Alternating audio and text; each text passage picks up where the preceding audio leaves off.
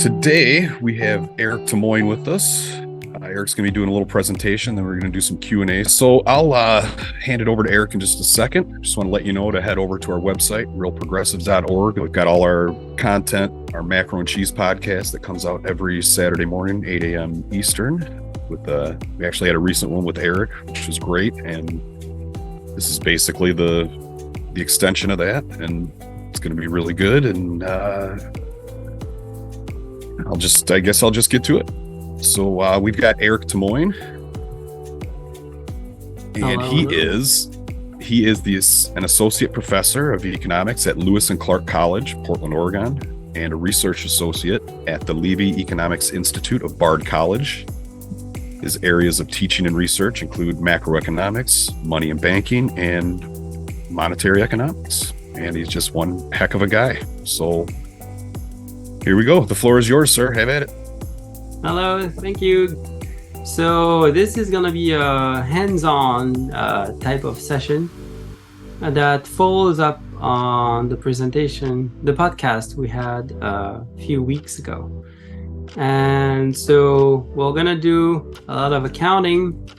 Questions we're going to ask is, issues of where does the money come from when the government finance its spending? What do we mean by government? What happens if we look at the coordination between the Treasury and the central bank? In that case, Treasury needs taxes to finance its spending, but does that mean that it's left to fend for itself? How does the Fed help the Treasury to make sure that it can spend the way it needs to spend? So all kinds of questions come up, and we discussed them last time. What I'll do today is just go through some of the balance sheet implications. The idea here is to try to tighten and make sure that we are on the same page in terms of how the government spend. Depending on the perspective we look at, do we look at the government where you have a combo of the Treasury and the central bank, or a version or where you dismantle them and you have the Treasury on one side and the central bank on the other side, and look at how they interact. The goal here is overall to show you that we'll end up finding similar results regardless of how you look at them. There are extra difficulties or extra technicalities that come in when you separate, of course, but overall the logic and the conclusion you reach when you look at the coordination between the Fed and the Treasury is basically very similar to what you find when you look at the United States government, okay, and where you combine the two together. And so to be able to do that, I'm going to share a screen. The first thing we're going to do is look at consolidated government. And then we look at a coordinated government. If this looks like hieroglyphs, let me know. I can rewrite. Okay. And if you have questions anytime, don't hesitate to stop me too. Okay. So to do that, first we're going to do consolidated government. And by that, what we mean is Treasury plus central bank into as one single entity. Okay. So if you do the balance sheets of the two entities, okay, Treasury has a balance sheet, central bank has a balance sheet, and you merge them together, okay, into one single entity. And again, you hear that quite often when you read the news or rhetorical arguments. We talk about the United States, we talk about the government, okay, we cannot run out of money, the United States cannot run out of money, things like that. Okay, so that's what we're talking about here.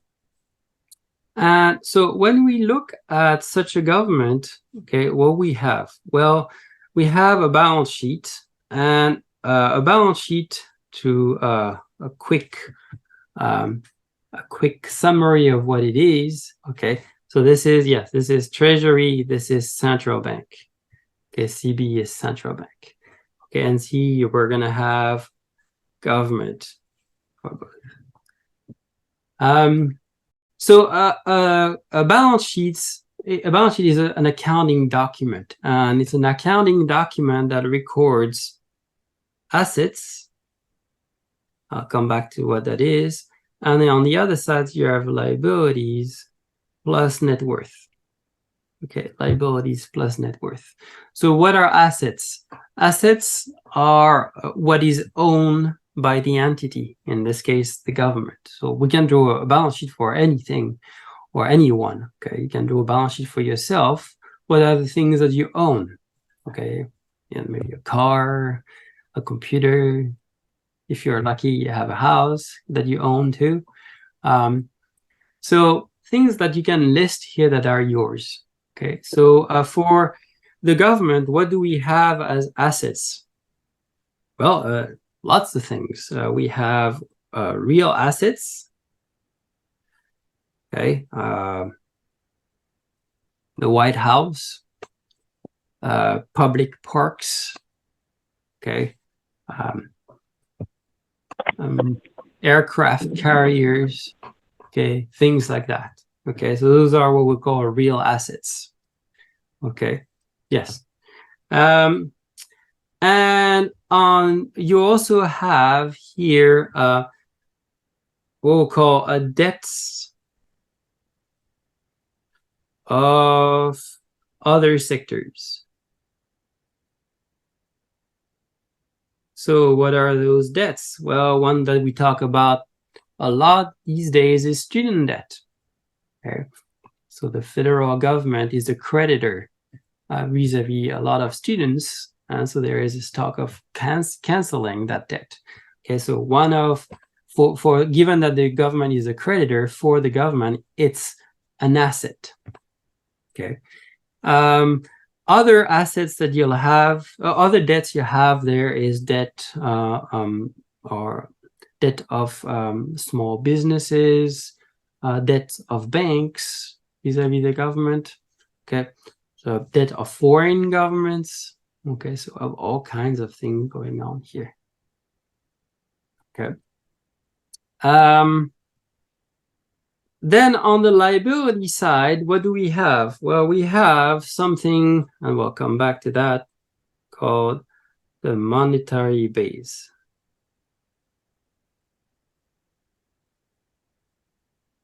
Okay, so monetary base, I'll come back to it. Then you have government securities, and then net worth.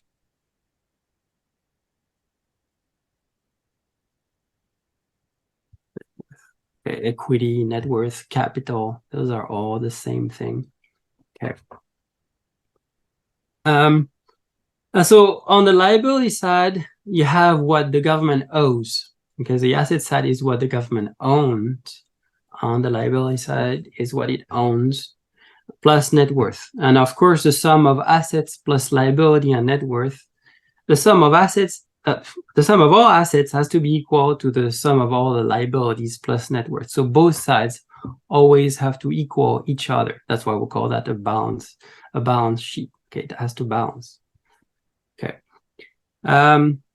And the fact that they have to always be equal to each other has important property that we'll look at as we move along. Now, can I go? Yes.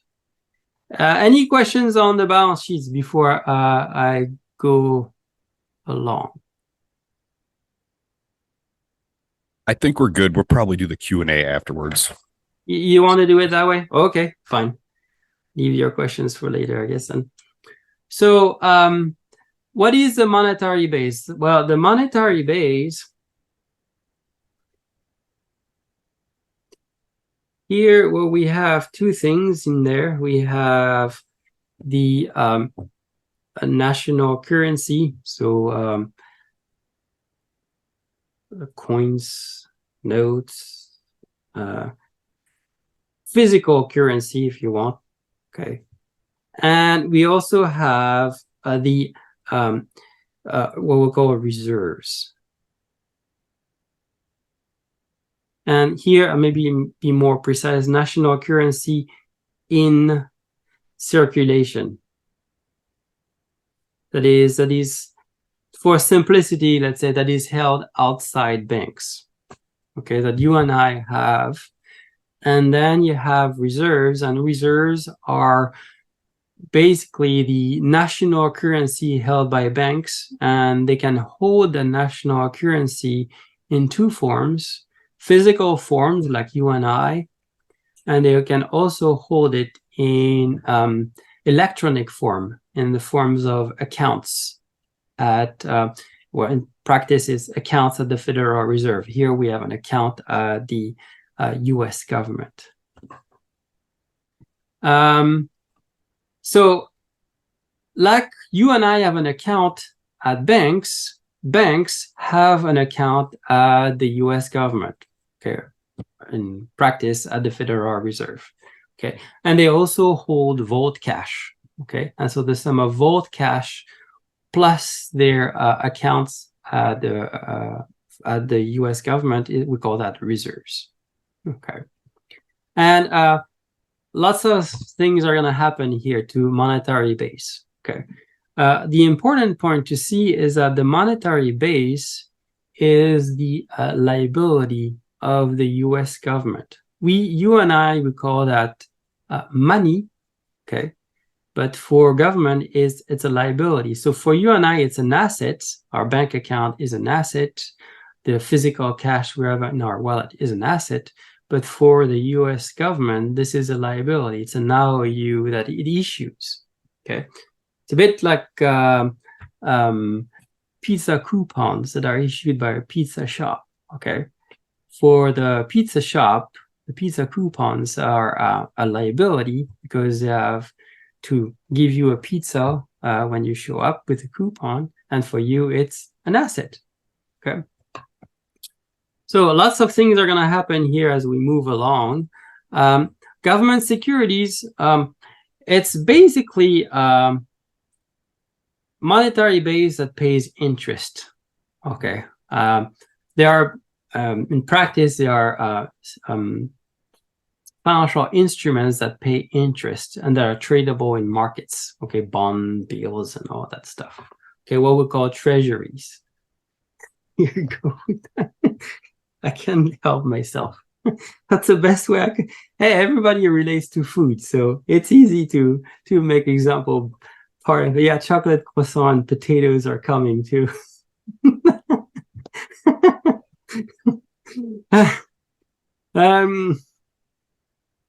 And net worth. So net worth again is the balancing item. Okay, to make sure that at any point in time, the sum of this column is always equal to this column. Okay, for the US government, net worth is deeply negative. Okay, there was a tweet this morning of someone saying that the Federal Reserve now has a negative net worth. My God, it's insolvent. Okay, and I don't remember the number they had, but like maybe $1 trillion. Treasury, if you look, the last time I looked was in 2016. It was at negative 19 trillion. Okay, so net worth here for the government is really very, very negative. Okay. That is, it has much more liabilities than it has assets. Okay. Now, okay, so we have this balance sheet. What we want to do next with this thing is get a sense of how it works and how government spends, the implication of taxation, the implication of issuing government securities, things like that. Okay, so the first thing we're going to look at is the government spends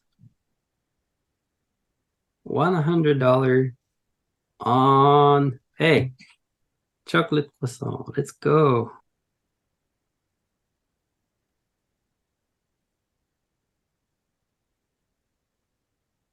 So how are we going to do that? Okay. The first, I guess I should have said something else in addition here. If you go back to the balance sheet of the government, you can see that the government doesn't have on its asset side here, doesn't have any money. What I mean here is it doesn't have any domestic denominated money. Okay, I could have added something else here, which would be foreign currency. Okay, so the Federal Reserve has account at the ECB. Okay, for sure. Okay, but it doesn't have any domestic US denominated monetary instrument here. Okay, there is no such asset here. So the question then becomes, if the government doesn't have any money, okay, doesn't have any dollars on its asset side, and it wants to spend on chocolate croissant, okay, the question then is, how does the government spend? Okay, well, here we're going to look at the changes in the balance sheet, okay, of the government, and we're going to also look at a few other balance sheets.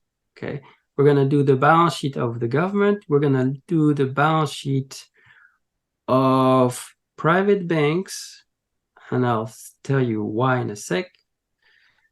And we're going to do the balance sheet of the baker right here. And again, we're going to only look at changes. So the triangle here, this triangle here means the change in, the absolute change. Okay. Fancy term is delta. That's delta here. Okay, so we'll look at the deltas. Okay, so to spend, how does the government do it? Well, the government creates, as long as it's monetarily sovereign, okay, and as long as it's spending on goods and services that are priced in the currency of the country, okay, well, the way it spends is monetary base here, okay, is going to be plus 100, okay. Okay, so you're going to increase the monetary base by 100. Where does this monetary base go? Well, here we could do several ways. If it paid cash, okay, which usually is not the case, okay, you don't see government agents with suitcase full of cash going around in the street and go buy stuff in stores, okay. But if it did, well, then it could someone from the government could directly go to the bakery and give cash. Okay, maybe in New Jersey. That's true. I see. Yeah. Or gold bars. And so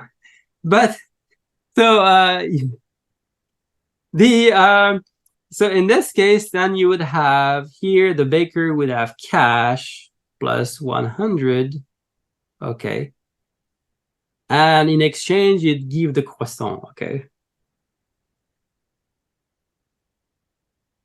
minus 100. So you sell your croissant, so you've seen some go away, and in exchange you get cash. Now in practice, as I said, except maybe in New Jersey, we don't do that this way. The way it works instead is we are going to have to go through the banking system. Okay, it's all electronic payments if you want. Okay, and so when you do electronic payments through accounts, okay, where the difficulty here is that you and I don't have an account at the government. Okay, put it in more practice, you and I do not have an account at the Federal Reserve. We only have an account at private banks, okay? And so to be able to make a transaction with the government, we have to go through the banking system. So the way it's going to work is the government is going to credit the account of banks. So in the monetary base here, what's going to go up is reserves are going to go up by plus 100. Reserves being, again, remember, it's accounts of banks at the Federal Reserve or government here, and vote cash. Okay, and the payment here is a form of an electronic entry in the account of private banks. Basically, the government types 100 on the computer. Okay, same way that when you go to the teller at the bank, when they credit your account, they type a number plus 100. Okay, so here banks are gonna have reserves plus 100. Okay, what they're gonna do that with these funds is credit the account of the baker. So account of baker is plus 100. And so here at the bottom, we're going to have account. This is supposed to be an account plus 100 there. And of course, now the government has some croissant. Let's do that French way.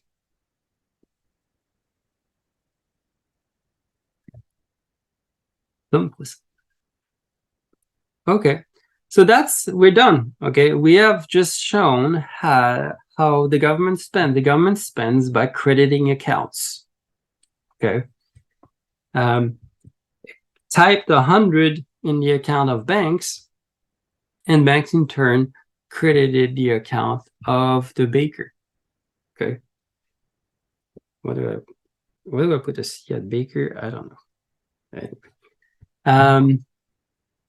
So that's the first one, and of course we can do that for any other things. If that doesn't have to be a payment for goods and services. It could be social security payments, okay, and things like that. It's all through crediting of accounts, okay, things like that.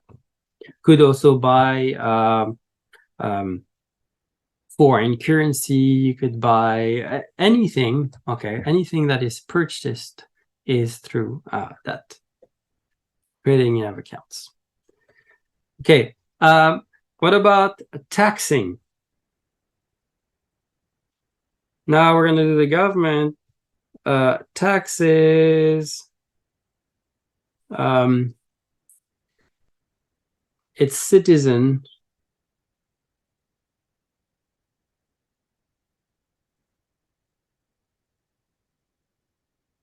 $25.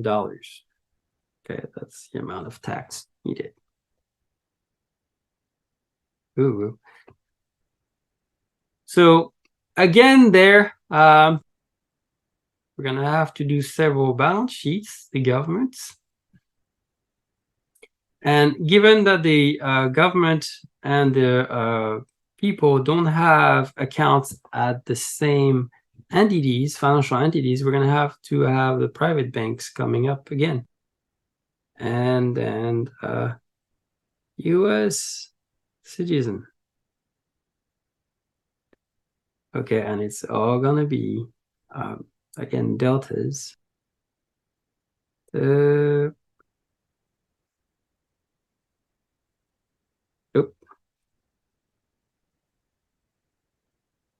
Plus net worth.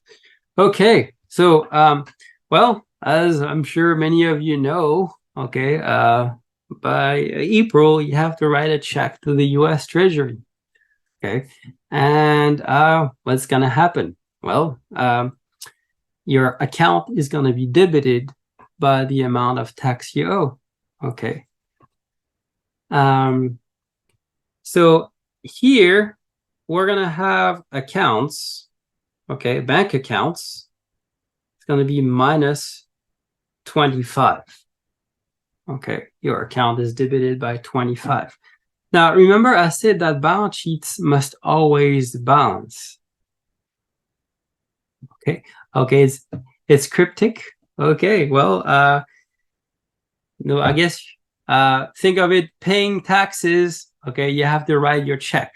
Okay, and your check Well, it's gonna debit your account, okay? And so that account is your asset, okay? And so now we're gonna debit your asset, which is here your account, by the amount of taxes you have to pay. So $25. So you lose 25 points in your bank account, okay? The issue, though, is that, remember, a balance sheet must balance, so it must always stay equal. That is, the two sides must always stay equal. What's the off? So that means you're going to have an offsetting operation to the fall in the amount of funds in the account. The fall is net worth. Net worth is going to fall. Okay.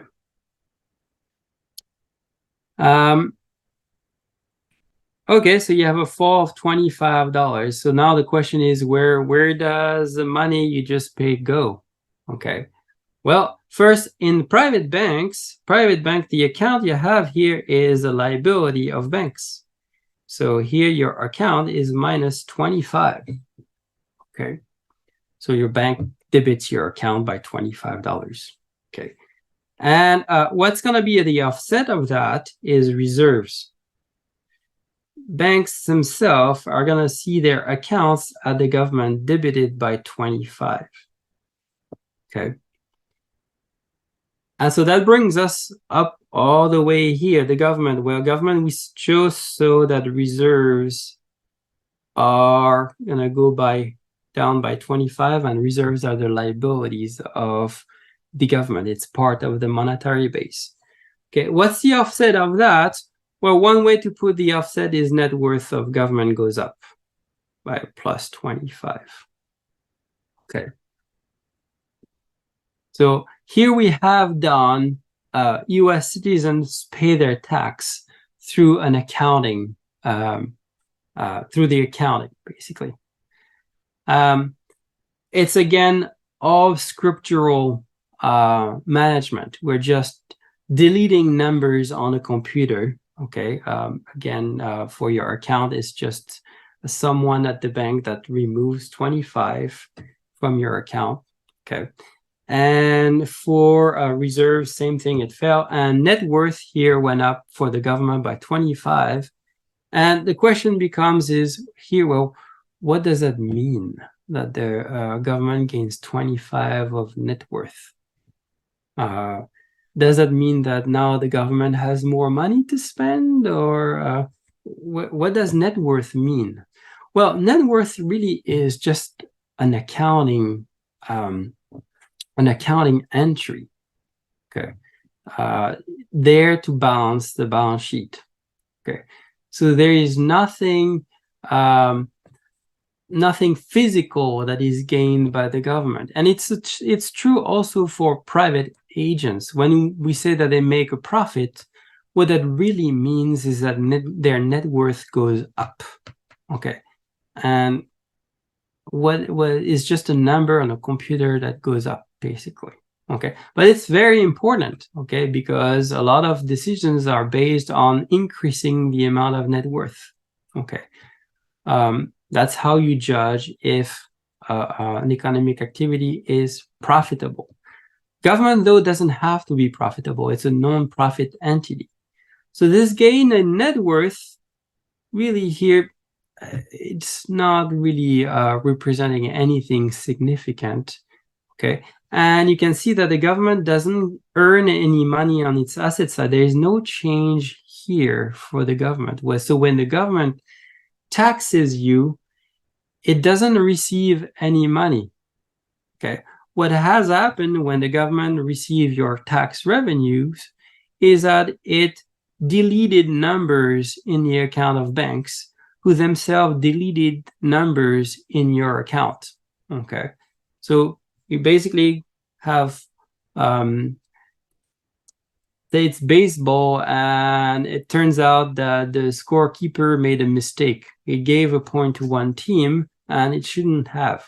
Well, then it deleted one numbers, and we'll go back to the previous score.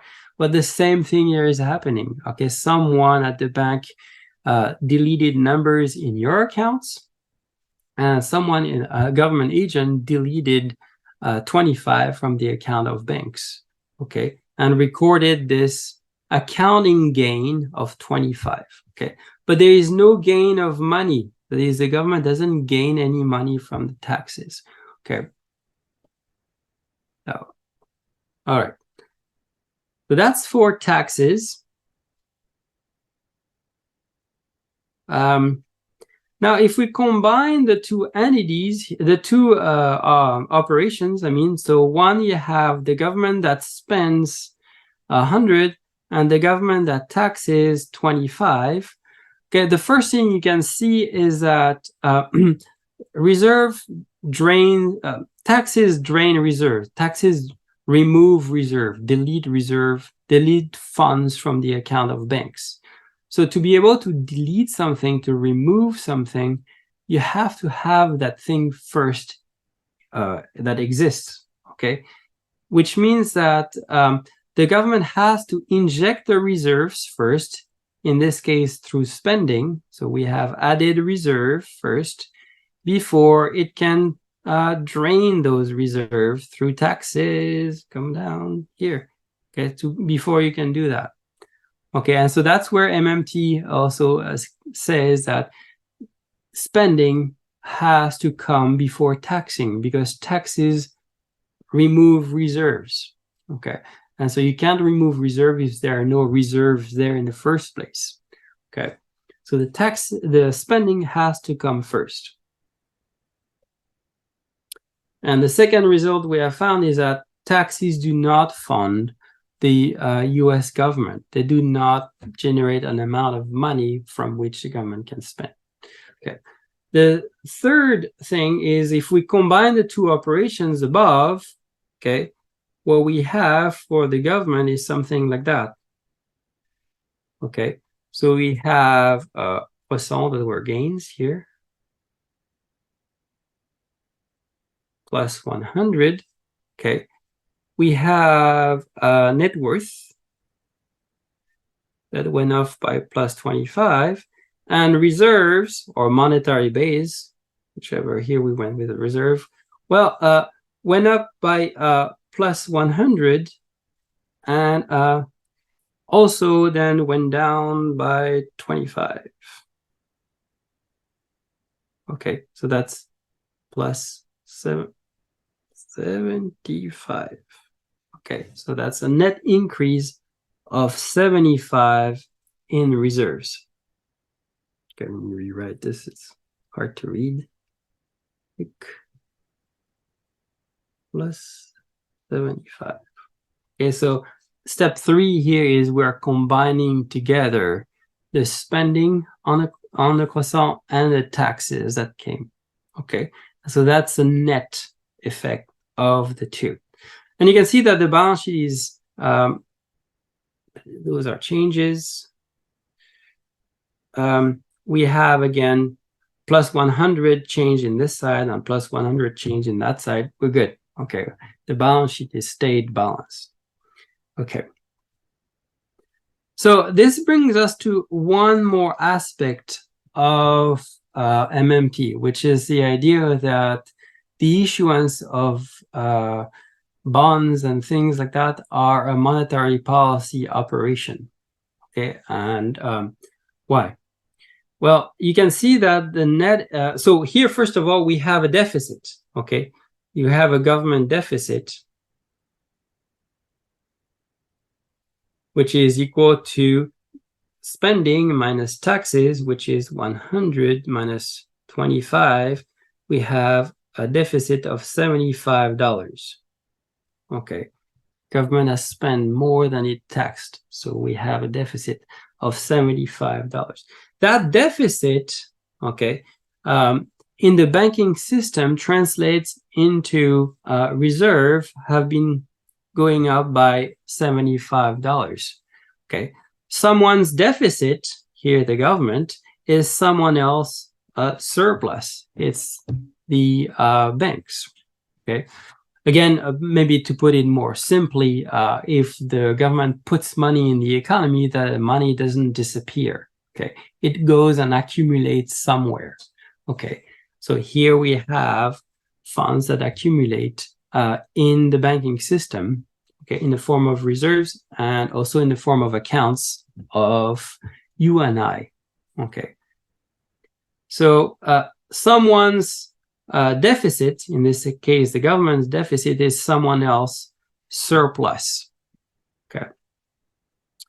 Now, where we have a problem here is that if banks have more reserves, okay, they're going to start to try to lend these reserves to each other. Okay. Why? We discussed that in the podcast last time. I don't think I want to go in the details of that.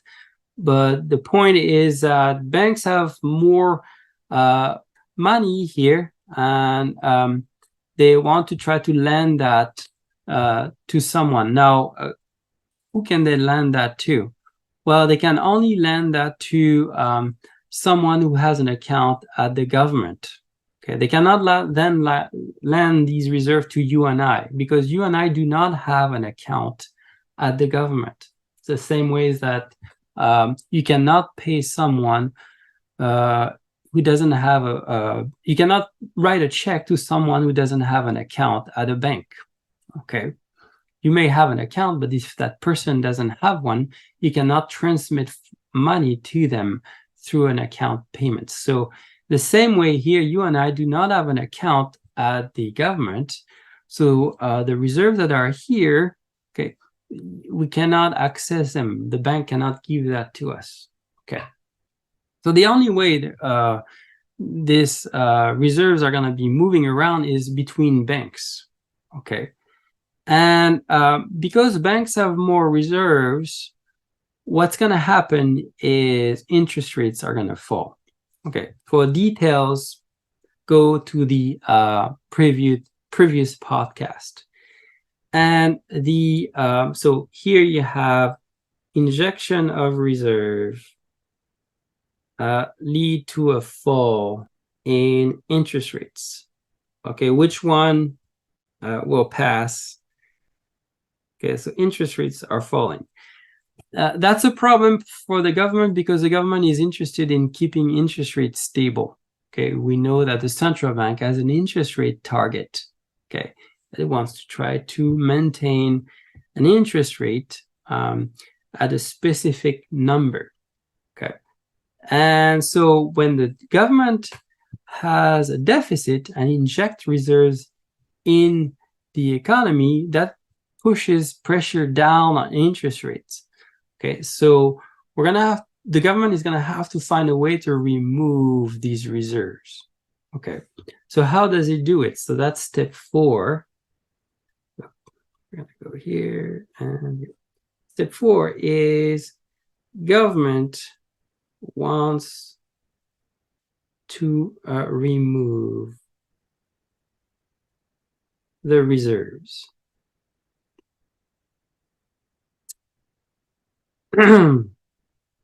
Okay, so they're here, the reserves. So we want to debit those numbers here. Okay, but remember, balance sheets, if you are changing something in one item on the balance sheet, you have to change something else. Otherwise, your balance sheet doesn't stay balanced. Okay, the way it works in practice is the government incentivize banks to give up their reserve by selling them government securities. Okay.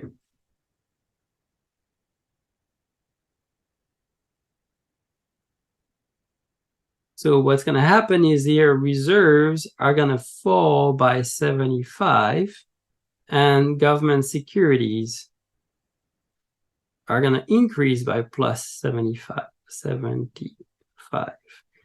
Okay. So why would banks be willing to do that, to exchange their reserves for government securities? Well, assuming that reserves don't pay interest, well, one carrot here is that government securities pay interest. That's right, interest income. Okay, so that's what incentivize banks to buy these securities here that pay interest. Okay. Now you can see that when the government issues government securities, it doesn't gain any money again on this side. Okay, the only thing that happened is that reserve fell by 75. We have destroyed more reserves. In the same way that taxes destroyed reserves, the issuance of government securities also destroy reserves, but it doesn't provide any US dollars to the government. There is no change here at all.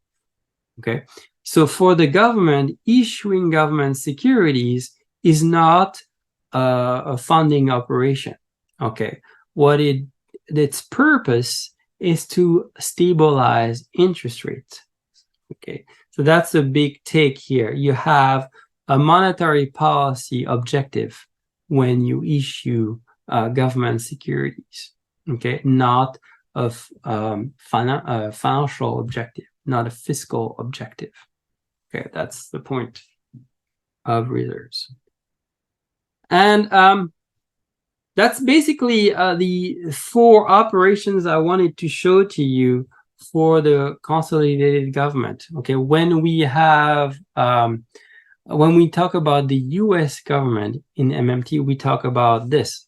Okay, this idea that you have the Treasury and the central bank that are put together into one balance sheet, and then we analyze the implications of merging these 2 entities by looking at the accounting implications. Okay, and what we have seen here through the look at the accounting is that as long as the US government only buys goods and services priced in dollars, or as long as it makes payments only in US dollars, it doesn't use any asset that it owns. It instead issues a liability, okay, called monetary base. Okay, and it's basically about crediting accounts. Okay, it's crediting accounts. Okay. Now, doesn't mean that the government is the only one who is able to do that. Okay. I mean, banks, that's the way they also spend. They credit accounts. Okay. And I'm working my way through history of money and history of thought of money these days. And if you go back in time, you had the taverns that issue their own currency, token money. Okay. And they would circulate one street over. Okay. Yeah. Towns that issue their own currency. Okay. So what's different with the US government is that the area of circulation is much wider compared to banks or the city tavern. Okay. Why? Well, because the US government has much more debtors. Okay. A lot more people are indebted to the US government. And so the national currency can be used to pay the US government. Okay, in the case of taxes, you can see that this is done indirectly. Okay, what happened is that your accounts were debited by $25 at the private banks, but then the private banks themselves debited their account by $25. Okay, so the payment to the government is not completed until this happens. Okay, so you have a return to the government of the national currency that was issued previously by buying the croissant. Okay, so the taxes is a way to redeem or return to the government the national currency that was issued previously. Okay, and the fact that people have to directly or indirectly use that currency to pay their taxes creates a demand for it. Okay, and the city tavern, well, you can go there and buy a beer, I guess, with their token. Okay, but not many customers. Not everyone likes beer. Maybe they sell other things too, but the amount of people who are indebted to the bank, indebted to the tavern, or willing to buy something from the tavern with a token is very limited. And so that limits the area of circulation. So that's it for the U.S. government as a consolidated entity. Now, a lot of people do not like this way of analyzing government finances. They say it's unrealistic. Yeah, in real world, when we talk about the government, we don't mean the central bank and the Treasury together into one entity. We mean the US Treasury. That's what government means. Okay. And the US Treasury is said to have no monetary power.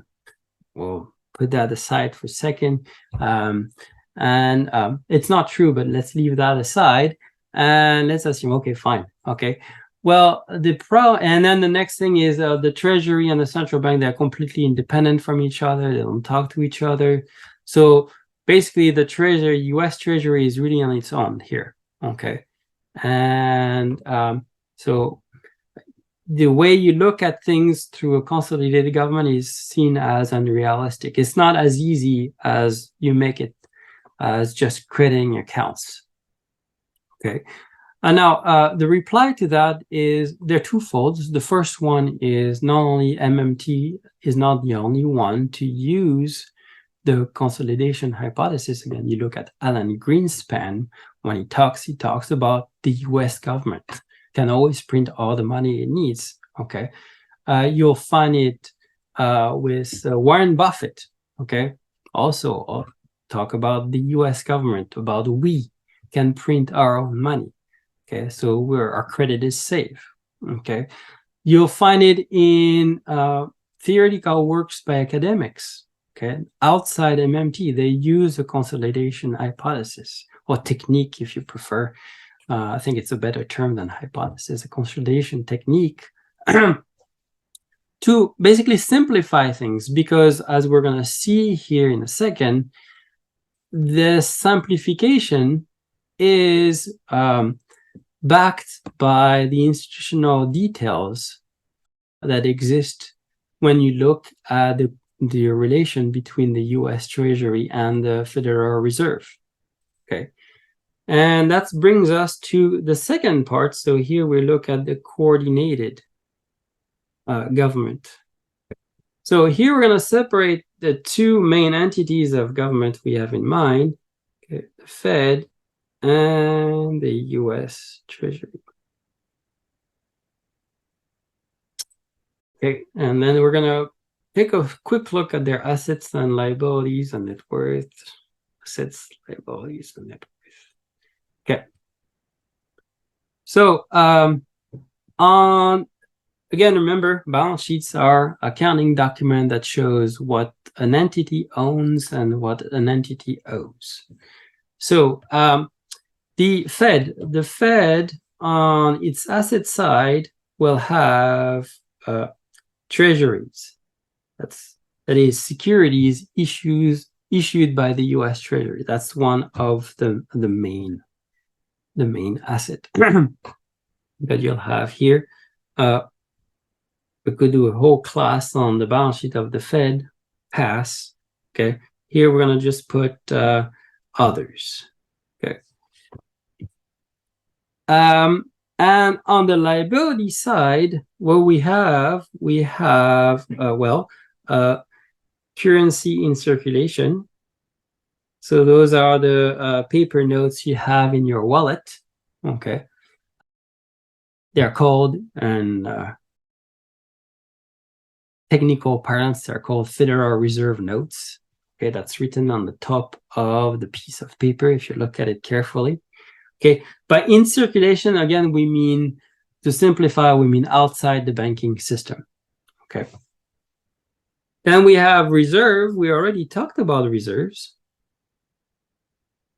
Okay, reserves are the vault cash of banks plus their account at the Federal Reserve. Okay, so they have, the reserves take two forms. Okay, a physical form and an electronic form, the same way we have cash in our pockets and we have an account at private banks. Okay, and then we have net worth. Okay, again, we could go in more details, but for our purpose, we don't need. Well, actually, we need one more thing. We need one more thing here. We need what we call the TGA. Okay, and then net worth. What is a TGA? TGA is the acronym for the Treasury General Account. So Treasury's General Account. Okay. Okay. Yes. Not GTA, it's TGA. Okay. It's not Grand Theft Auto. Okay. So, TGA. So the TGA is the account of the Treasury at the Federal Reserve. Okay, so banks have an account at the Federal Reserve. Treasury has an account at the Federal Reserve. There are a bunch of other entities that have account at the Federal Reserve. Okay, foreign central banks and things like that. That's for us. We will leave those aside. We just need these. And on the other side, of course, given that the account of the Treasury is there, we have to also put it here. Okay, for the Treasury, this account, like for you and I, the account we have at the bank is an asset for us. So for the Treasury, it's an asset too. Okay, and it has other assets. Student debts, okay, missiles, and stuff like that. Okay. And then here we have treasuries, what we call the public debt. Now, these and these are not the same. Okay, they're not the same, but not all treasuries are held by the Fed. Okay. Most of them are held by entities outside the Fed. Okay, so here, if we want to be precise, is held by Fed. And so some of those treasuries here are held by the Fed, but others are not. Then we have also net worth. Okay, so those are the balance sheets of these two entities. And so the question becomes, how do they interact with each other? What is the impact of taxes and Treasury's issuance in this case? And what are the implications we can draw from looking at the interaction in terms of our understanding of taxes and public debt? Again, public debt is another term for treasuries, roughly. Okay. There are more things than US Treasuries in there, but roughly that's it. Okay. And so, yeah, what can we learn from their interaction? So the first thing we're gonna do is, first of all, look at the effect of Treasury trying to spend money. Hey, back to our question. And to make it more difficult for the US Treasury, we'll assume that there is no money in its account. So TGA equals 0. Okay. Treasury has no money. Okay. So how are we going to do it? And to make it even more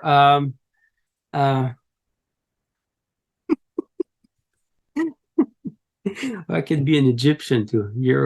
Hieroglyphs.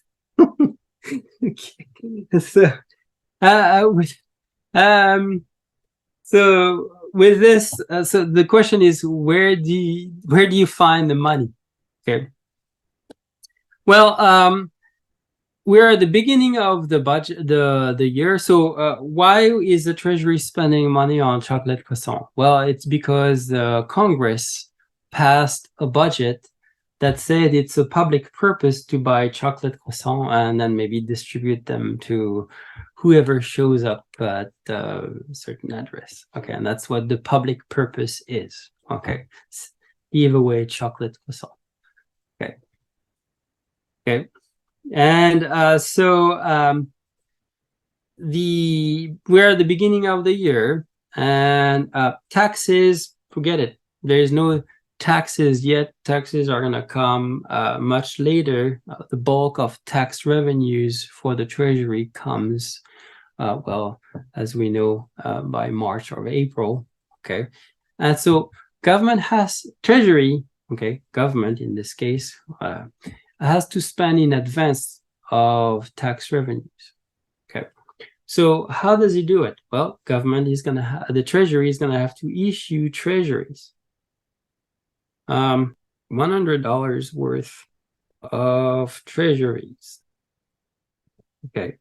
To raise money. And that is what that means is credit its TGA. So I'm going to put that here. Treasury, Fed, private banks. Oh boy. And buyers of treasuries. Okay. So what happens? So the Treasury has to issue US Treasury. So US Treasuries, again, think of the pizza coupon. They're issued by the pizza shop. It's their liabilities. But same thing with Treasuries, they're a liability of the US Treasury. So it issues $100 of those things. Okay. Who is going to own those treasuries as an asset? These guys at the bottom. Treasuries are going to be here. Plus 100. Now, clearly, it can't stop here because we don't have a balanced balance sheet. Okay, and so the question is, how does a payment go in terms of making sure that the treasuries are bought by whoever buys it? Well,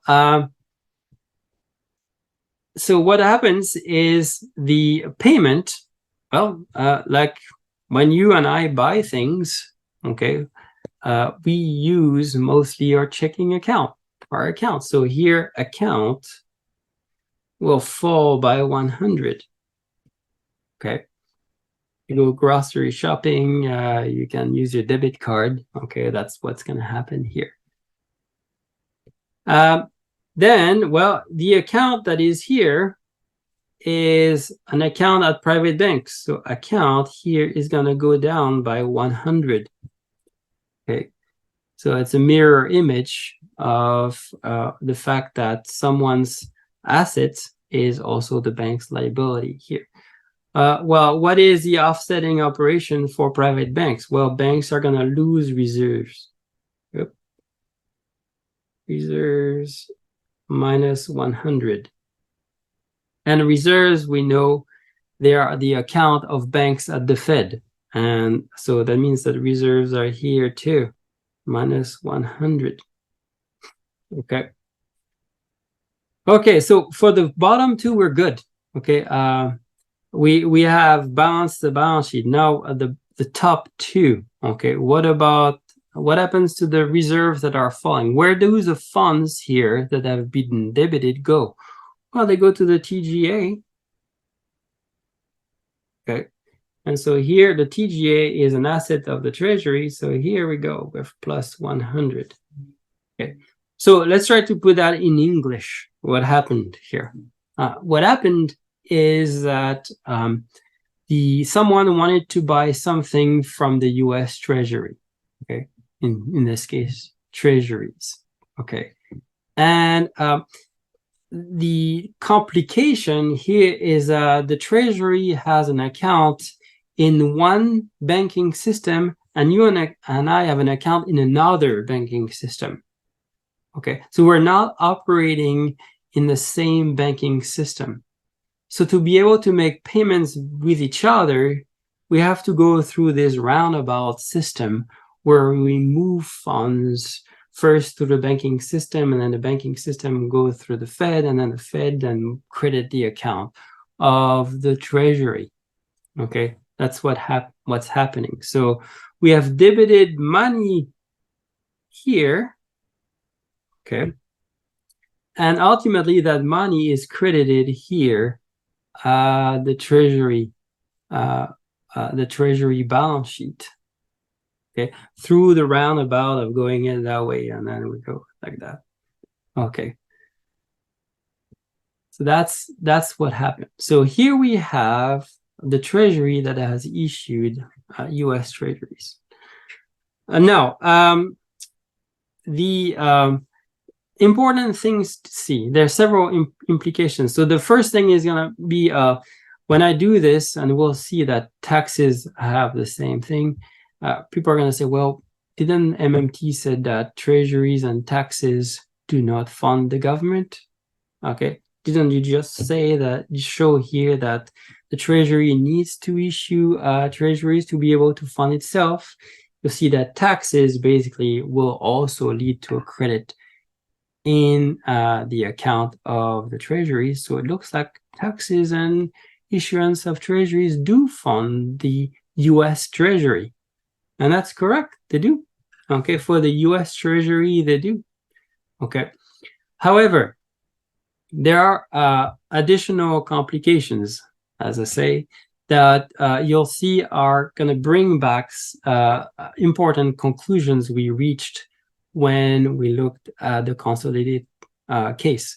When we looked at the consolidated case, we saw that spending has to occur before the taxes occur, because taxes drain reserve.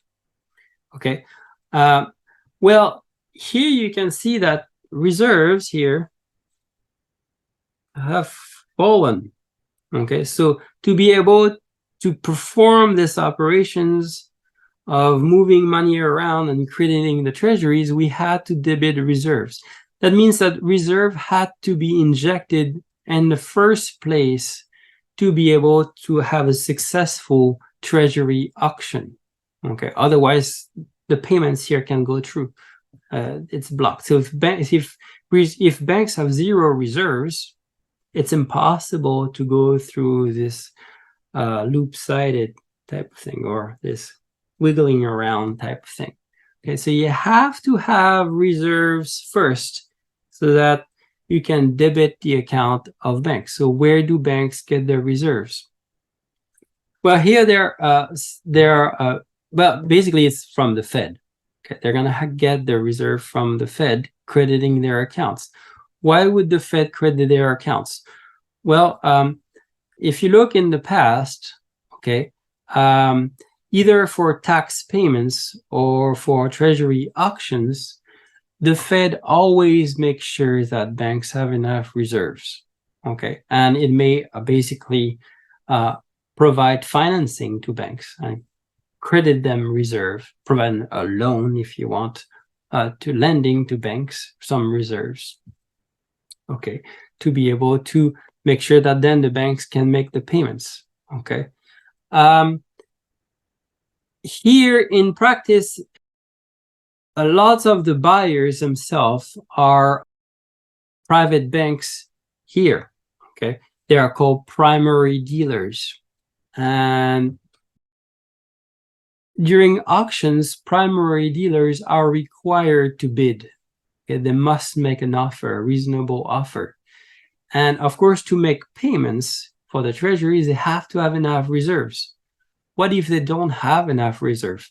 Well, what's going to happen is the Fed is going to provide them reserve first, okay, and make sure that they have enough. It can either lend to them reserves, or the private banks can sell to the Fed some old treasuries, and they get credited some reserves, and then they can then use these reserves to buy the new treasuries, okay? So you have to have a way to inject reserve first. Now, the way a reserve can be injected is with the treasury making payments. Okay, that would also, as we we have seen before when you buy the croissant that inject reserves. Well, the Treasury is going to buy some chocolate croissant that's going to inject reserves or make social security payments, provide grants. Okay, those are injecting reserves. So that's another way you can go through that. Okay, so we retrieve this idea that you have to have an injection of national currency before you can destroy that national currency. Okay, another thing that is coming up here through this discussion is that a lot of people are going to say, well, what if there is no buyers for those treasuries?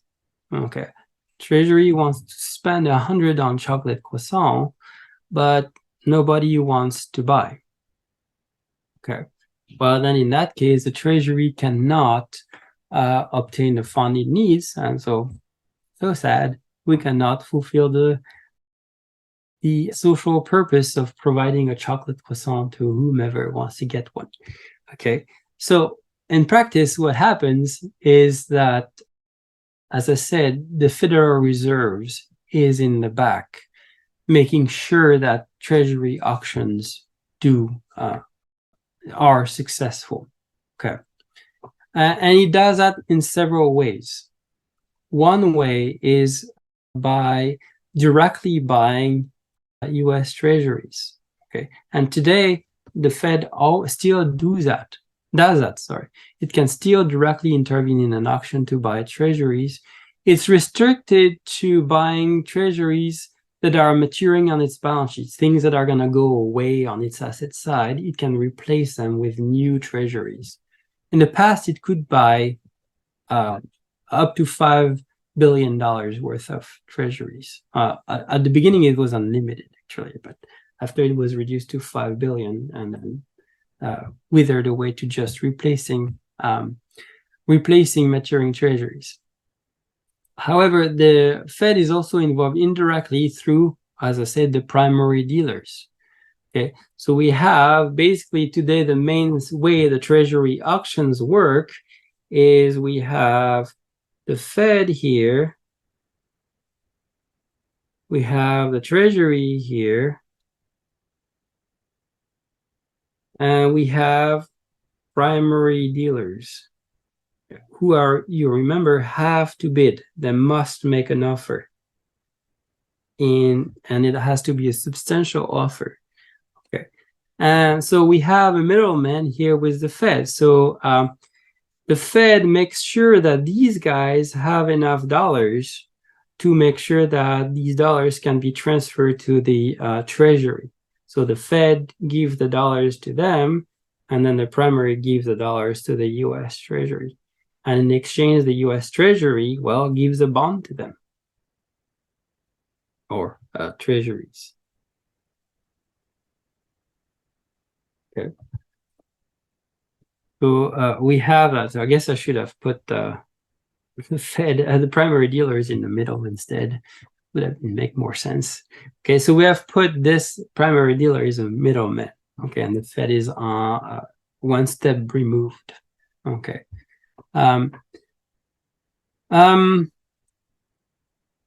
So we don't leave the Treasury fend for itself.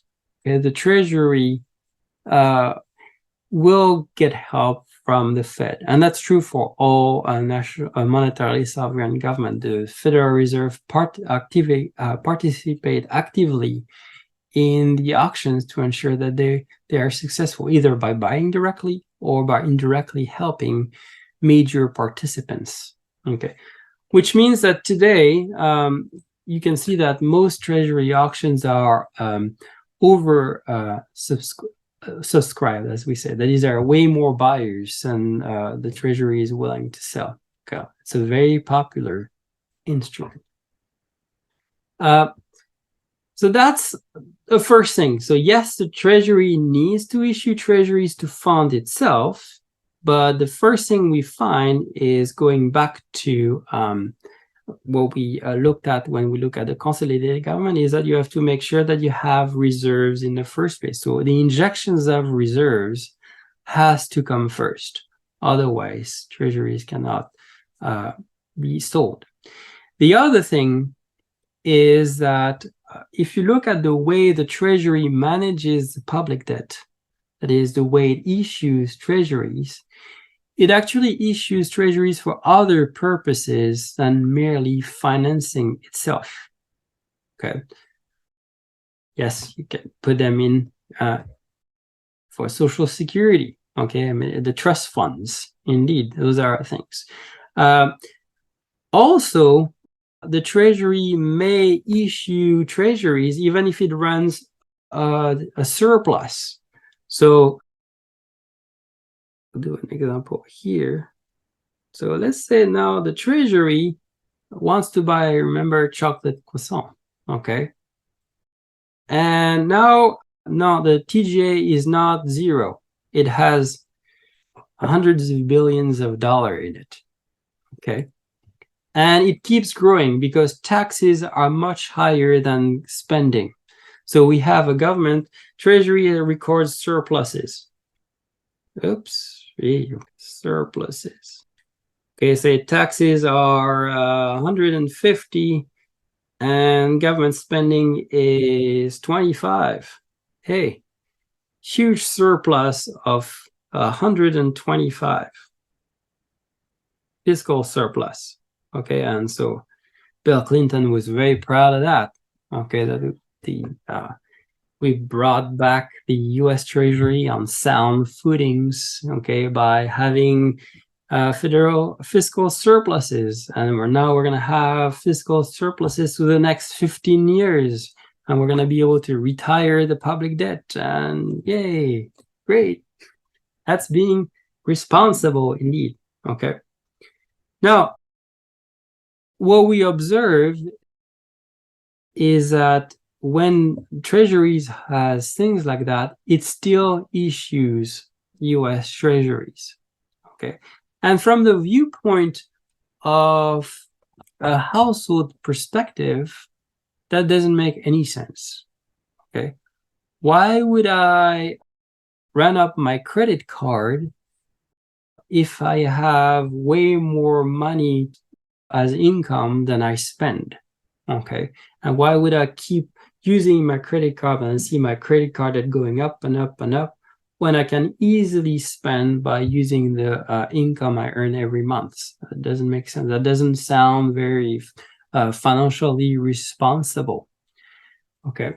Well, it's because the public debt has other purposes than just financing the US Treasury. It has major macroeconomic purposes. Okay. One of them, we talked about it when we looked at the Consolidated Government. When the Treasury issues treasuries, we just saw that this drains reserves. Okay. And we know that one of the reasons why the government wants to drain reserves is to keep interest rates stable. Okay. Well, in the past, the Treasury has helped the Fed drain reserves. Okay, by issuing more US Treasuries. Why? Because the Fed has been running out of treasuries on its asset side. So going back here, okay, we can see that the Fed here has US Treasuries, okay? And to remove reserves on this side, what the Fed usually does is sell US Treasuries to banks. Okay, so we can do an example, okay, down here with T accounts again. So here we are at parent is an open note. So the Fed sells treasuries to banks. Okay, say $30. Okay, so the way that works is Fed here, and we'll do banks. Again, we do the deltas. Okay, delta assets, L plus net worth, assets, L plus net worth, asset. So when the Fed sells treasuries, it means here we have treasuries. It loses treasuries, it loses an asset, minus 30, okay? And the banks are gonna gain an asset, okay? It's like you're selling your car to your friend, okay? Well, you lose your car and your friend gains a car, okay? And now, how do banks make the payments for the treasuries? They use their reserves, the account they have at the Fed. So reserves here for banks are going to fall by 30, and reserves here are going to fall by 30. Okay. So when the Treasury sells, the Fed sells treasuries to banks, it debits the account of banks. Okay.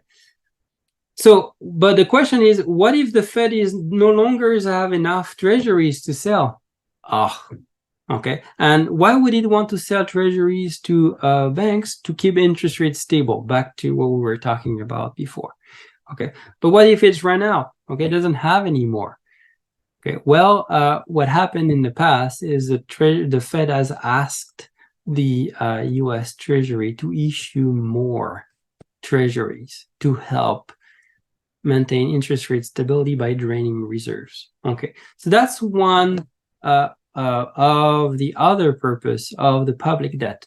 Yes, it has a role of financing the treasury, as we saw here, but it has broader macroeconomic purposes. One of them is to maintain interest rate stability.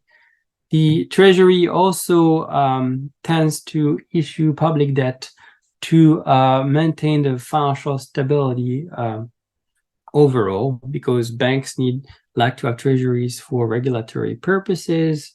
The Treasury wants to maintain the liquidity of the Treasury market. And so if you don't have enough treasuries, you're going to have some volatility in prices. So you keep supplying. Even if you are running surpluses, you keep supplying more treasuries. Okay. And so from a financial logic or a funding logic, that doesn't make any sense. But again, that brings us back to what we were talking about when we looked at consolidation. You have broader purpose to the public debt than just financing. We can do an example with taxes again. So treasury taxes, $25. So again, we're going to have that TGA, Treasury, sorry. Fed, banks, taxpayers,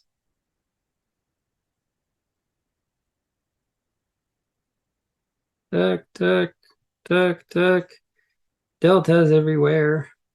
Delta assets to delta liability. We know now. I've been repeating myself in terms of those. So again, taxpayers, we did an example with that.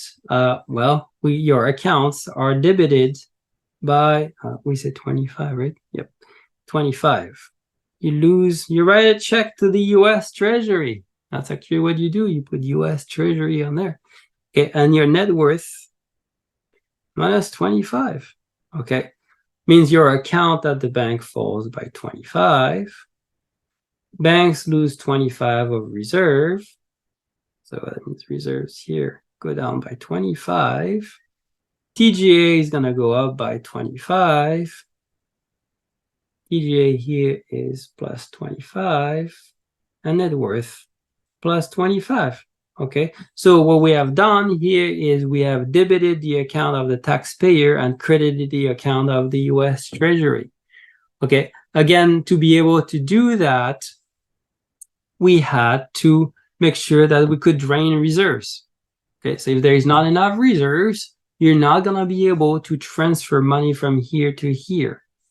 Okay, so you have to have a way to inject the reserves first. Okay, Treasury has to spend first. The Fed has to lend the reserve to banks. Okay, and if you look again in the past, that's what happened during heavy tax season. The Fed so the banks didn't have much reserves. Okay, here, take some reserves. We're going to lend you some reserve. We're going to lend you 25 of reserves. And then, okay, now the Treasury can tax by 25. We're going to add and remove right away. Okay, so we're going to do that. So you have to find a way to inject the reserve first.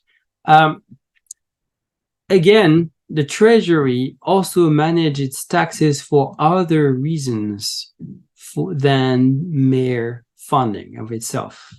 Okay. Why? Well, the taxes drain reserves. Okay.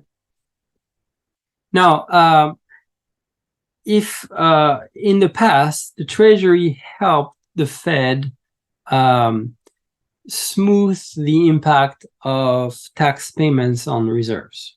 Okay, so the Treasury did that by, instead of transferring all the money right away here, instead it had accounts at private banks. Okay, the Treasury had thousands of accounts in different banks. Okay, and so instead of having the money being debited from the account of the taxpayer and directly going to the TGA, instead, what would happen is here the Treasury would have an account. They were called Treasury Tax and Loans accounts. Okay, pass Treasury account. Okay, would be plus 25 here, and you would not have this effect here. Okay, it would not drain the reserve right away. Okay. And so you'll have a lot of money accumulating here. Okay. Sometimes you'll have the Treasury had billions of dollars sitting here, and it wouldn't and it needed to spend. And there was not enough money. The Treasury only spent through the TGA. So to be able to spend, it has to credit this account. And it didn't have enough money to spend on this account, but it had billions of dollars here. Okay, and so you'd say, well, we're easy, then just transfer money from the account you have at private banks to the account at the Fed, and they're done. But the Treasury said, no, I don't want to do that. Okay, why I don't want to do that? Because this is going to drain reserves, and it's going to create interest rate instability. So how are we going to spend then? Well, what the Treasury did is ask for credit from the Fed. Okay, and so the Fed would provide credit to the Treasury would spend, that would inject reserves, and then there you can tax again. Okay, so the way you manage taxes, again, yes, it has a financing purpose for the US Treasury, but there are broader macroeconomic goals at play too. If you go back again to, for example, World War II, it's the case that taxes were used as a means of macroeconomic management, okay, to prevent large inflation. Okay, you want to drain purchasing power here away from the taxpayer so they don't have as much to spend, and that's the purpose. Okay, you might have already a lot of money in your TGA, but you want to tax even more. Okay, because the idea is that you have tied resources. Okay, you back to the chocolate croissant. We have 100 chocolate croissant there, and normally 25 of them go to the government and 75 go to the private sector. And we now want to allocate 75 to the government. And you may say, well, let's increase the production of chocolate croissant. So now that private sector still has 75, and okay, government has 75 too, 150 chocolate croissant, great. Problem is that during World War II, we have tight productive constraints. So we cannot produce more croissant. We are at 100 croissant, and that's it. Okay. So if we want the government to have more croissant, okay, or pie, hey, here, a pie, okay, it used to be like this. Hey, apple pie. I'm planning to make one this weekend for my kids. So apple pie. Okay, so They in the past it was like that.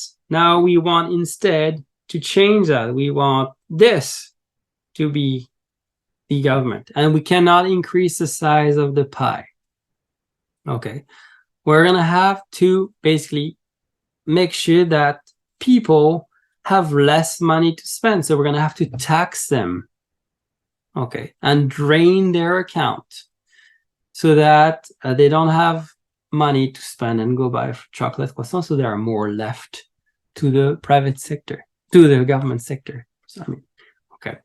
So that's how you look at taxes. So even though when you look at the coordinated government, you have complication, and even though it's true that the Treasury needs taxes and the issuance of treasuries to finance itself, the taxes and treasury issuance don't have strictly financing purpose. They have broader macroeconomic goals that are not necessarily consistent with the financing logic.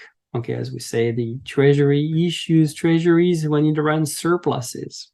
Okay, or the Treasury doesn't use money it has in its account to spend because it doesn't want to drain reserves.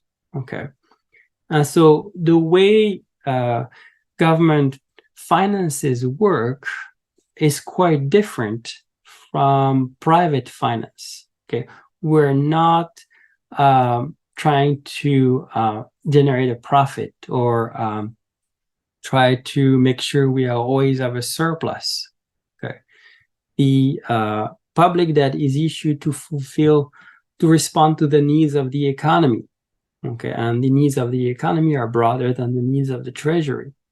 Okay, in terms of financial needs. So you're going to issue public debt for other purposes. Okay, and those other purposes are linked to what we saw before in the consolidated case. You have monetary policy purposes, you have financial stability purposes, and things like that. Okay, so I think I'll stop here. And if you have questions, maybe should I leave the board on, or do we do the question orally? Well, I'll tell you what, we've got a question from Greg Roest that might need the whiteboard. Okay, let's go with that first. So I'll start with that one first. Greg asks, could Professor Tymoigne please show a balance sheet walkthrough of a student debt Jubilee? Okay. So, student debt.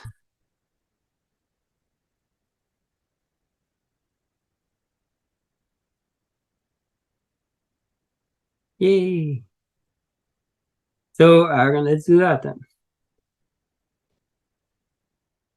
So for the here we're gonna have two entities involved, the Treasury through his Department of Education. Okay, so Treasury has regroups a lot of it's a lot of entities in there. And then we have students, former or present students. Now, student debts are here, at least the ones that are held by the US Treasury. Say $100. Okay, so hey, we'll do a very simple balance sheet. Okay, assets, liability, that's the only asset the Treasury has. Okay, and its net worth is 100. Okay, and we're gonna do a very simple student debt, a student balance sheet plus net worth. So here that's, well, student debt.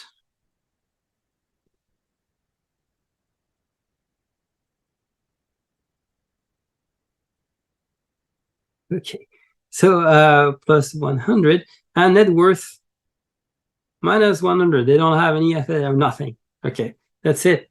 Okay, so well, if you eliminate the student debt, okay, what's going to happen, this becomes 0.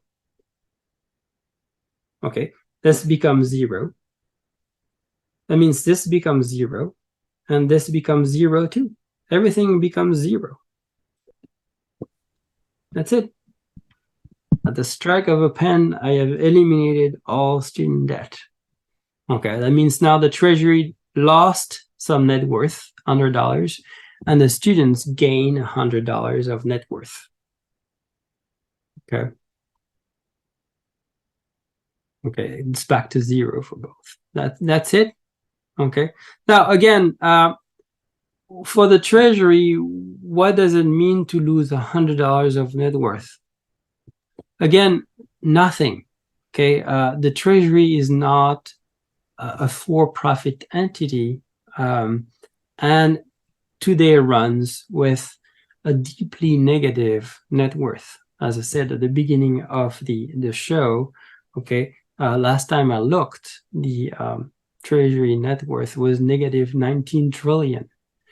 Okay, so, and we're good. Okay, still running fine. Okay, that, no problem. Is that clear enough? I don't know how it could be any more clear. Excellent.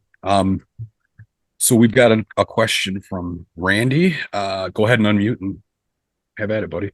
Hi. Well, thank you, Eric, for this opportunity.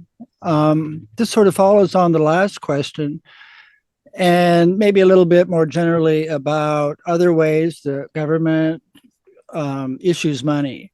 And one is government banks. Maybe you could talk a little bit about that. For example, the Reconstruction Finance Corporation of the 1930s, 40s, and I think it went into the 50s.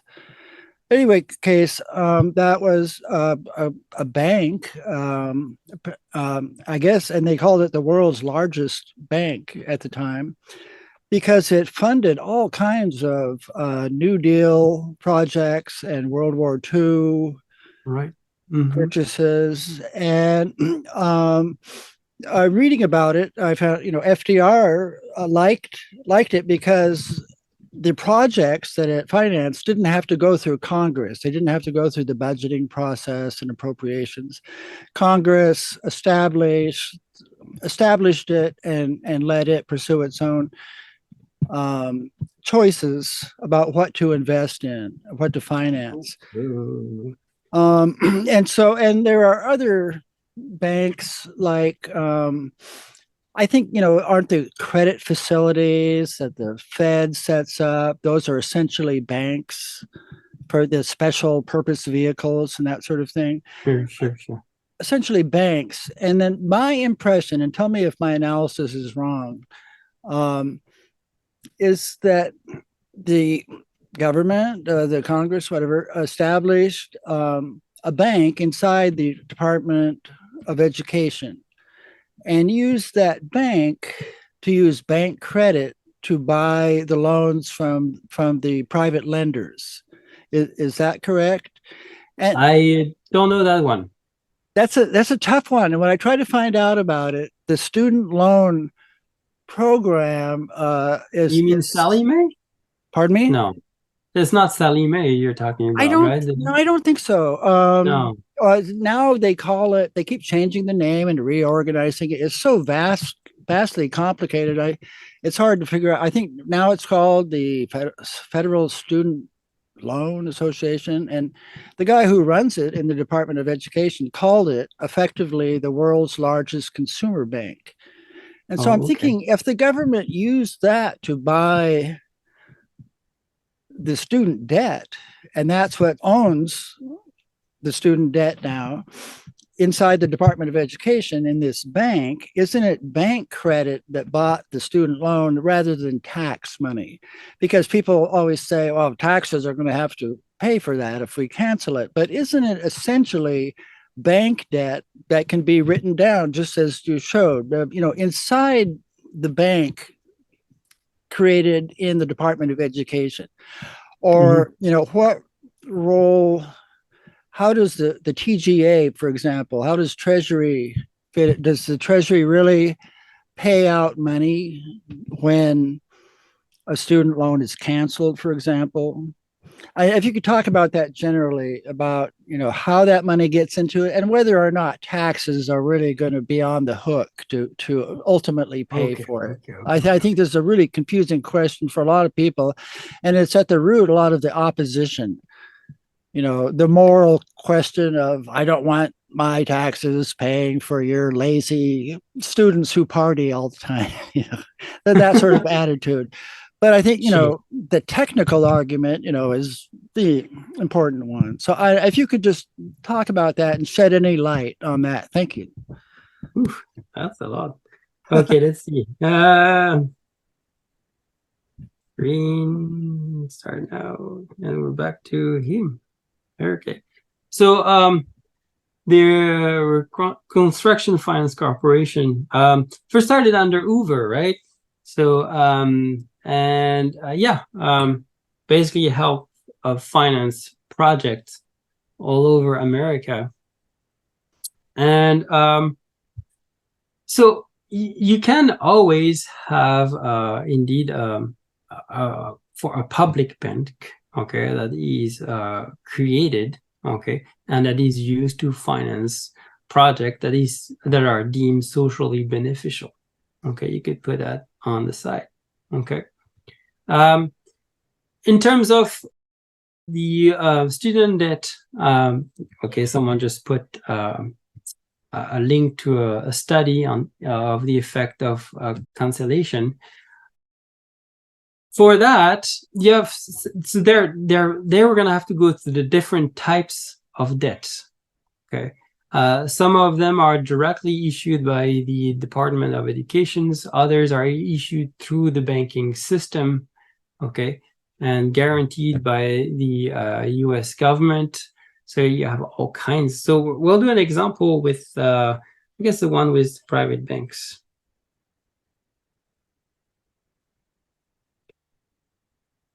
Banks.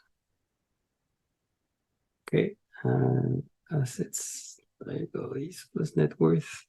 And again, here, so they have student debt.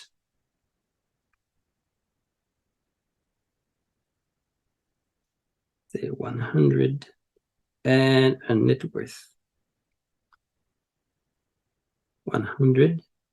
Okay. And here we're going to have the US Treasury.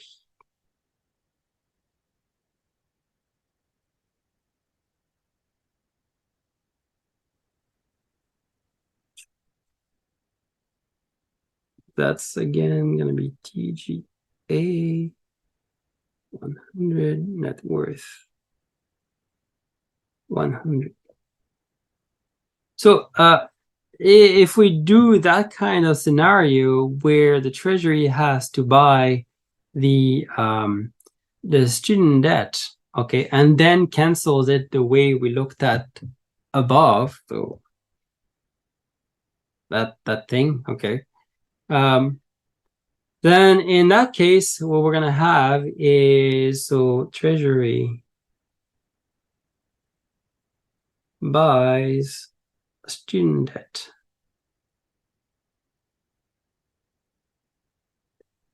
from banks.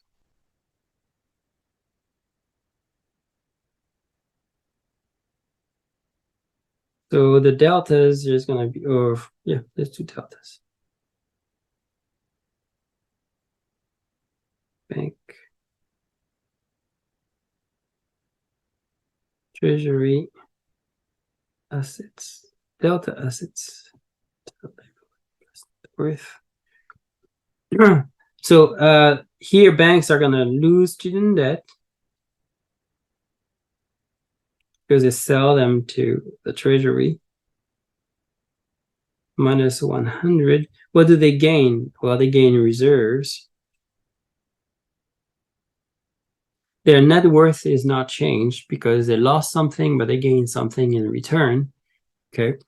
And the TGA here, minus 100, and student debt plus 100. And again, the at this stage, the net worth of the Treasury doesn't change. It changes once the Treasury cancels the public debt and does that. Okay, if we're going that way. So in that case, so again, where did the Treasury get the money? Okay, where did he get it from? Well, ultimately, it's either from tax revenues or from the issuance of Treasury securities. Okay, that's where the funding for that is going to come from for the Treasury. But again, it's not going to be as difficult to do that. Okay, you don't actually need any taxpayers to do that. You just need to issue treasuries. And for that, we just saw before that the Fed is always there helping. Ultimately, really, it's the Fed financing the Treasury, either directly or indirectly through the primary dealers. Okay. So you don't have to raise taxes to be able to do this. Okay. You may choose to use taxes, okay, but you don't have to. And that's maybe a point that I should have emphasized a bit more in the presentation above. Okay, taxes have a macroeconomic purpose, which means that you're going to tax for other reasons than just merely financing the US Treasury. Okay. What it means is that when you decide how much should I spend on canceling the public debt, what should be the public purpose, what programs we want to do, the immediate question should not be, where are we going to find the money? Okay, how we're going to make sure that we raise taxes just enough to fund the extra spending we want to do. Okay. First of all, finding the money won't be difficult. And second of all, there is no reason why you want to always have an increase in taxes that is one-to-one equal to the increase in spending. Okay, that is, you don't have to have as an objective to balance the budget. Okay, several reasons for that. The first one is that, first of all, spending usually comes ahead of tax receipts. Okay, tax receipts are far later. And so you're going to have to find a way to spend first by issuing treasuries. Second of all, the tax revenues are not under your control. Okay, tax revenues by the end of the year are determined by how the economy has been doing over the course of the year.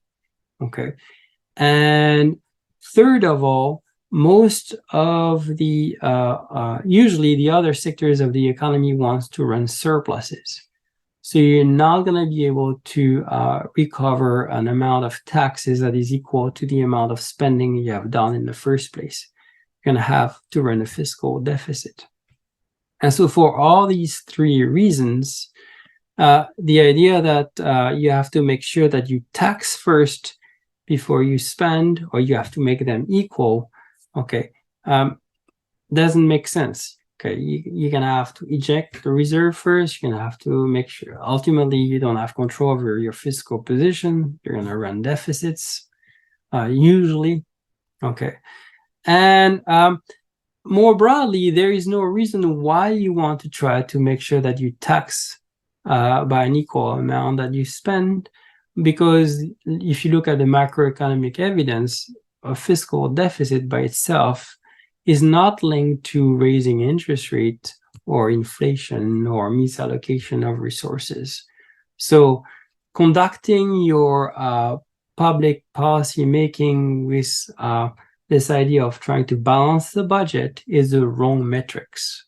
Okay, and so when we want to help students, okay, and spend by buying here student debt, we should not say, oh, well, we're going to have to find a way to raise $100 of tax revenue so that ultimately the TGA is not debited by 100, but it doesn't move anymore. Okay, no, that's not the way you want to look at it. Public finance doesn't work that way. for all the reasons I have explained. Absolutely. So we've got the big cheese, Steve Grumbine, with a couple questions, and if he's available to hop on and elaborate, he's more than welcome. But he wanted to explain overt monetary financing, if you could. Okay. In that case, that's the one we have. We still have that today again in the United States. Okay, so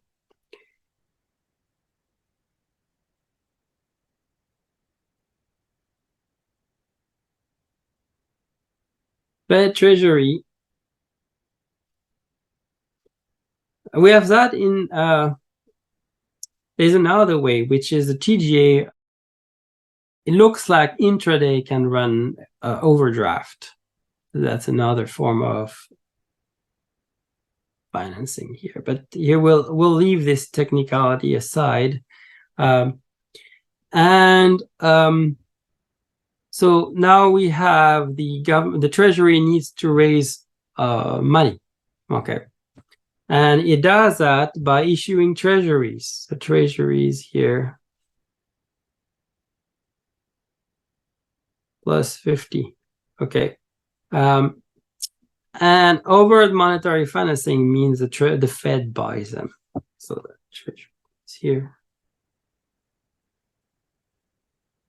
Plus 50. And how does the Fed buy them? Remember, the Fed issues its own IOUs to pay, so it credits the account of the Treasury. Okay, that's it. Okay, and a lot of people are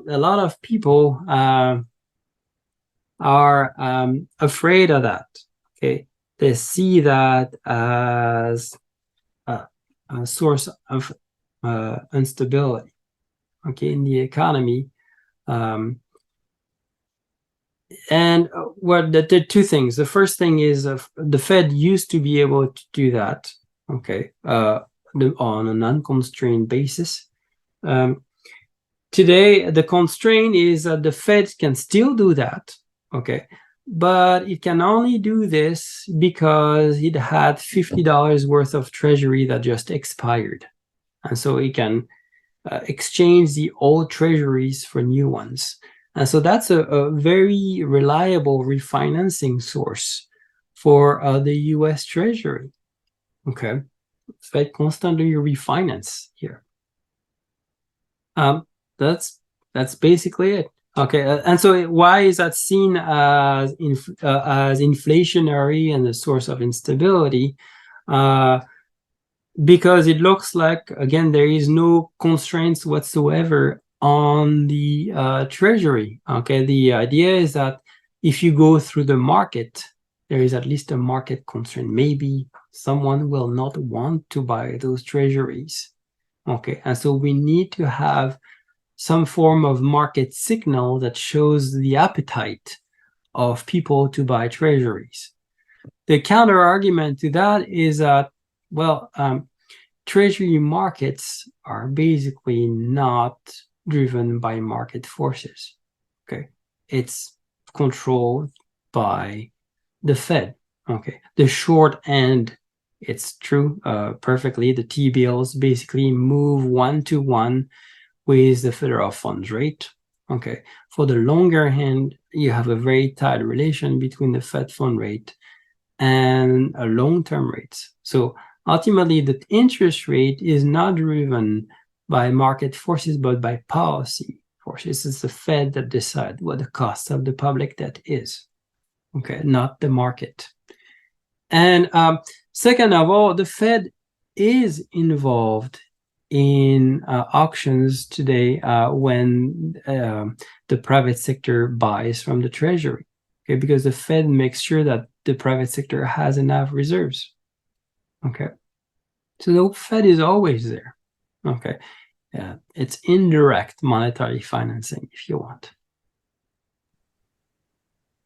Great. And Eric, you're always so generous with your time, and if you have to get going, just let us know. But we have a couple more questions that and this stuff doesn't get enough. Sure. Sounds good. This stuff just doesn't get enough explanation, so it's good to have you. Steve also asks as a follow-up, can we demonstrate quantitative easing via the balance sheet approach? Okay.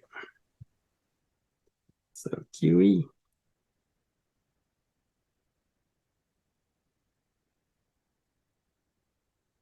Fed, deltas, bank, deltas. So it's basically the Fed buying treasuries from banks, or actually not necessarily from banks. We're gonna do an example with you can buy from pension funds.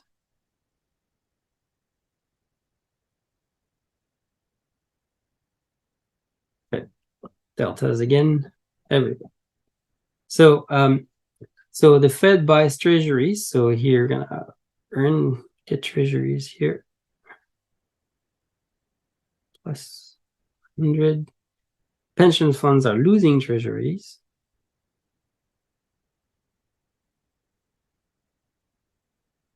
Okay. So we have transferred ownership from the pension funds to the Fed. So how does the payment go through? Okay, pension funds don't have an account at the Fed, so we have to go through this roundabout method where the account of pension fund goes up by plus 100. So that is account here plus 100, reserves plus 100, reserve plus 100. Okay, so QE is buying treasuries or GSEs, some securities. Okay, Treasury doesn't have to be a government securities. Okay, it's buying securities from either banks or more broadly the rest of the economy. Okay, and so what's the implication here? Well, a lot of people say that QE is going to be inflationary. Okay, two ways this went through. The first one is that banks have more reserves, and so banks are going to lend more money, and so we're going to have more to spend into the economy. But the first one is, this first explanation is incorrect because banks don't lend reserves. Okay, they don't also lend based on reserves. Okay, so that's not gonna happen there. And if you look at the data, you see a huge increase in reserves at the time, the financial crisis later. So amount of reserves going up and the amount of credit falling. Okay, so no. The other one is, pension funds here are gonna spend money into the economy, okay, and start to create inflation.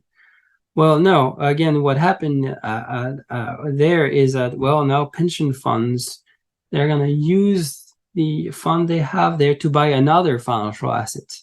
They're gonna go back in the market. So that may create a boom in financial markets. Okay, stock prices going up. Okay, they're going to try to buy new treasuries, and now they lost those. So they're going to push down interest rates. So that could be, but there is no inflationary pressure in the sense of the price of goods and services going up. You might have some asset price inflation, but not some goods and services inflation.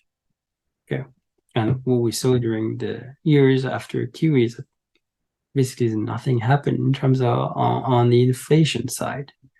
Yeah. Very good. Steve has actually another question. Okay. He asks, interest income channel is pushing new money into the economy. A, where's the interest payment coming from? And B, how is interest on the reserves calculated? And where does this interest come from? Are we doing interest on treasuries or on reserves? I think treasuries. Probably, yeah. Yeah. I mean, it doesn't matter really. Okay.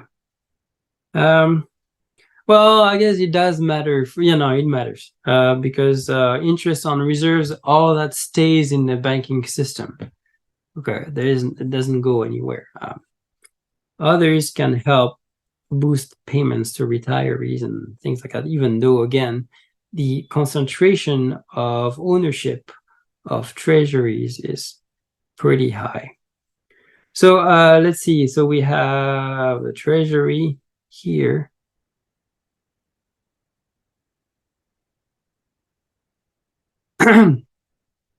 Public debt.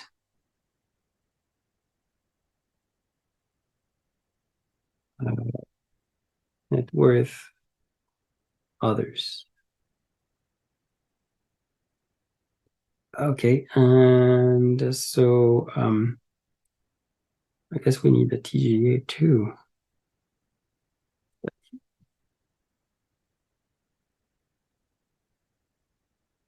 And others. And let's say the public debt is, wait, I'm gonna, 100. This is 0. TGA is 50 and others is 50. Okay, there you go. And then we have to make another hypothesis, which is the interest rate on the public debt. Say it's 1%. Okay. So that means the interest payment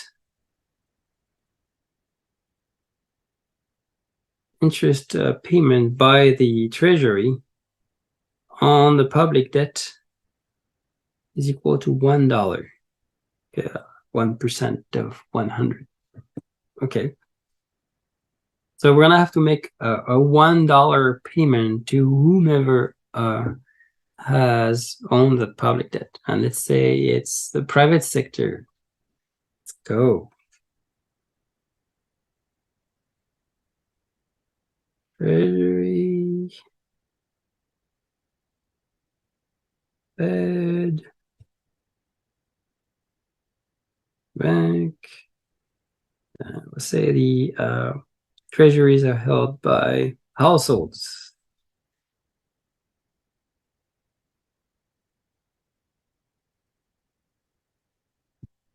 So deltas everywhere again, deltas.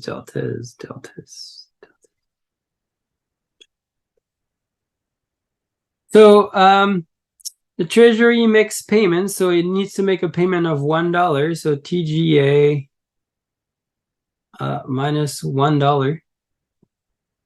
Okay, and that payment goes to the households to get $1.